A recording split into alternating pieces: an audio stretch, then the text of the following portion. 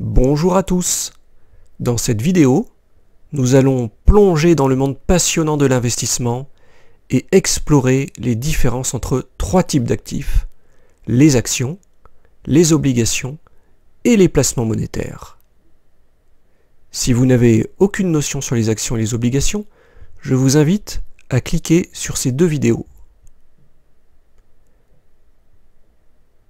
Que vous soyez débutant en matière de finance ou simplement curieux d'en savoir plus, cette vidéo vous guidera à travers les bases essentielles. Commençons par un bref aperçu de chaque type d'investissement. Une action, ici symbolisée en rouge, est une part de propriété dans une entreprise. Elle offre aux investisseurs la possibilité de partager les bénéfices tout en participant aux décisions de l'entreprise. Par exemple, vous pouvez posséder une petite partie d'entreprise telle qu'Amazon, qui est divisée en parts plus petites que vous pouvez acquérir. Une obligation est une dette émise par une entreprise ou un gouvernement. Elle équivaut à un emprunt que vous accordez en échange d'intérêts qui vous seront versés à une date future. Les obligations peuvent être cotées en bourse sur ce qu'on appelle le marché obligataire, où elles sont achetées et vendues entre les investisseurs. Elles peuvent également ne pas être cotées et sont alors appelées obligations de gré à gré, OTC ou over the counter. De manière générale, cette dette a été formalisée sous forme d'un instrument financier négociable qu'on appelle titre de créance. Les placements monétaires font aussi partie de la famille des titres de créance. Leur différence avec les obligations est leur courte durée.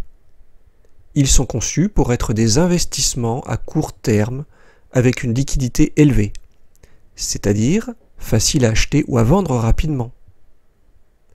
Les placements monétaires comprennent par exemple les certificats de dépôt, les bons du trésor à court terme ou les fonds du marché monétaire.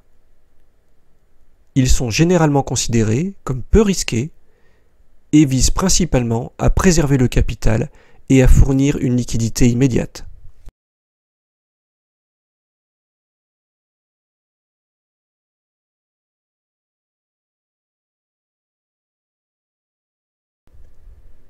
Leur différence est d'abord juridique. Une action est un titre de propriété. Vous possédez une part de l'entreprise. Un placement monétaire et une obligation sont des titres de créance, c'est-à-dire que vous possédez une dette. Les placements monétaires ayant une dette inférieure à 1 an. Leur différence est ensuite pécuniaire. Une action est rémunérée par une fraction des bénéfices reversés aux actionnaires, le dividende. Celui-ci peut donc être très variable d'une année sur l'autre. À ce dividende peut également s'ajouter une plus-value sur la revente de l'action. En revanche, les titres de créance, tels que les obligations et les placements monétaires, sont rémunérés par des taux d'intérêt fixés à l'avance. Leur rémunération est donc stable. Les taux d'intérêt des placements monétaires sont généralement plus bas, en raison de leur courte durée et de leur liquidité élevée. Les obligations peuvent offrir des taux d'intérêt plus élevés, compensant ainsi le risque potentiel.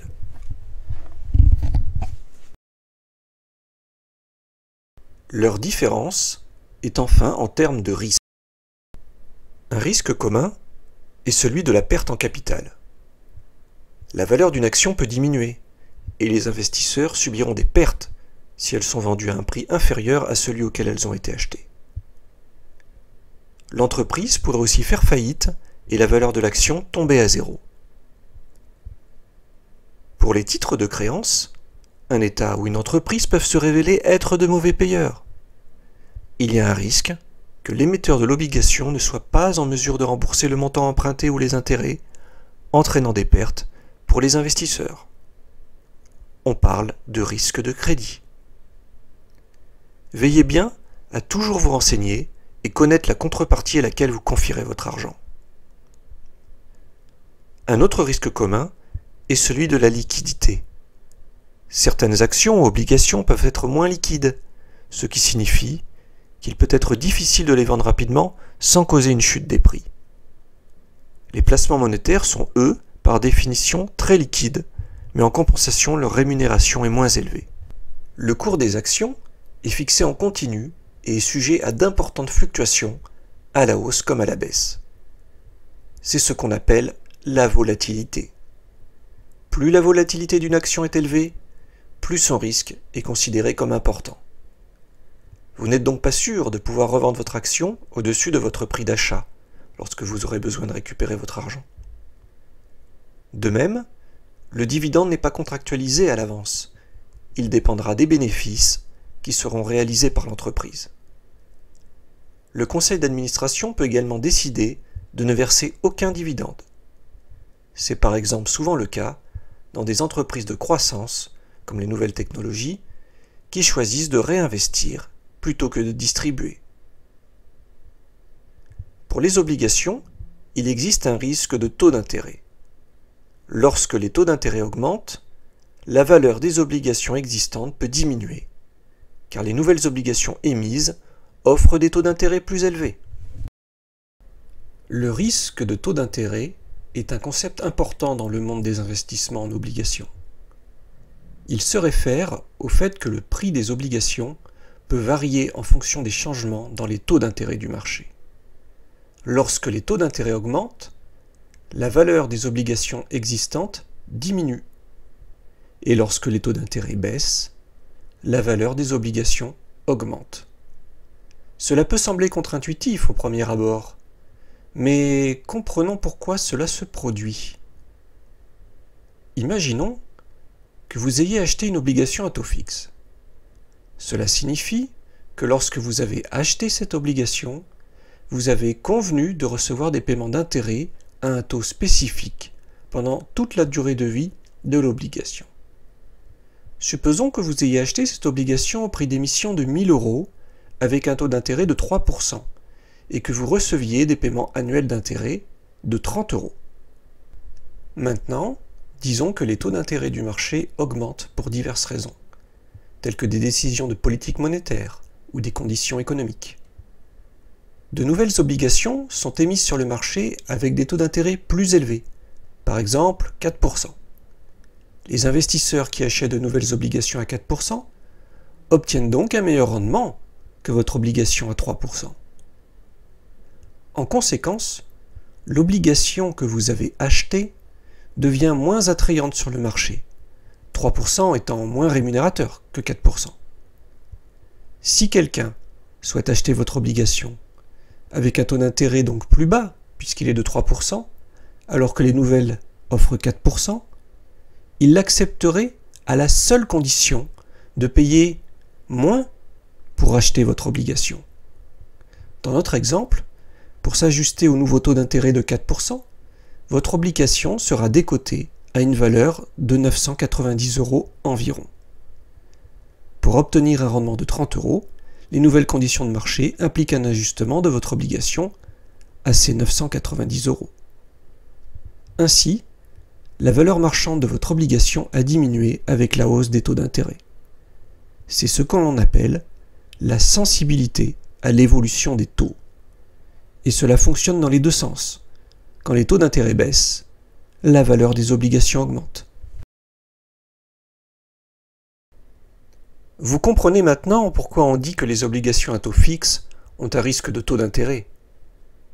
Lorsque les taux d'intérêt augmentent, la valeur des obligations existantes diminue, car elles deviennent moins compétitives par rapport aux nouvelles obligations qui ont un taux plus élevé. En revanche, si les taux d'intérêt diminuent, la valeur de ces obligations existantes augmente, car elles offrent un rendement plus élevé que les nouvelles obligations à un taux plus bas. Il est important de noter que le risque de taux d'intérêt peut varier en fonction de la durée de vie de l'obligation. Les obligations à long terme ont tendance à être plus sensibles aux fluctuations des taux d'intérêt que les obligations à court terme. Pour gérer ce risque, les investisseurs peuvent diversifier leur portefeuille en détenant différentes maturités d'obligations et en surveillant les conditions du marché pour prendre des décisions éclairées sur l'achat, la vente ou la conservation d'obligations. En résumé, investir dans des actions, des obligations et des placements monétaires offre des avantages et des risques différents. Chacun de ces types d'investissements a ses propres caractéristiques, rendement et niveau de risque. À noter que pour les particuliers, investir dans des obligations se fait soit directement par le biais de votre banque, soit indirectement par le biais d'organismes de placement collectif. Avant de vous lancer dans l'investissement, il est essentiel de comprendre ces mécanismes et de choisir les options qui correspondent à vos objectifs financiers et à votre tolérance au risque.